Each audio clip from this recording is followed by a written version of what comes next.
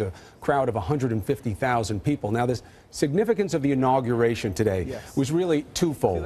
While Pope Francis became Pope the moment he said, "Io accetto," you know, that I accept this after the conclave voted him in, he did have to get his pallium, he did have to get his ring. Those things are very important, the fisherman's ring of the Pope, and we watched that today. The pallium, the shawl kind of vestment that he's wearing, the same as Pope Benedict. Is there a message in that he wanted to keep consistency with it, that he didn't want to create something new and fancy for himself? One of the considerations as we go through it. And also, the big deal was his message today. What was his message going to be to people? The beautiful coincidence of this happening on the feast of St. Joseph. Joseph, such a central figure in the Catholic Church, certainly in Italy, but also as the father protector. And that was exactly the Pope's message, that we must be protectors of the weak and the poor and the environment and all of God's creatures underneath it. We have an excerpt from the homily that Pope Francis gave. Take a listen. Let us protect Christ in our life in order to protect others, in order to protect creation. The vocation of protecting does not regard just us Christians. It has a dimension that precedes and that is simply human. It regards everyone. It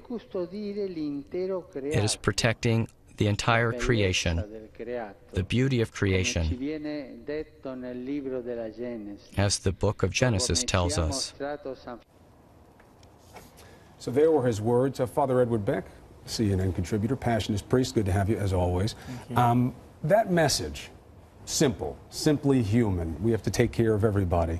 What do you think it means to those leaders from 132 different delegations that are there? We can't help but hear that in reference to the sexual abuse scandal, I don't think, especially from an American context. All of those leaders there know the problems the Catholic Church has had. And how many times did he say, protector, protector, protector? He says at one point, protector of children. And so that is certainly going to be a message coming out of this, the sex abuse scandal and his protecting of it. Also, ecology was an issue, protecting creation, which is going to be a continuation of what Benedict had talked about. Thou shalt not pollute was one of Benedict's new commandments when he kind of revised, gave it more 10 commandments. And so I think that's going to be something. The third thing that I thought was significant was the use of what he said power was.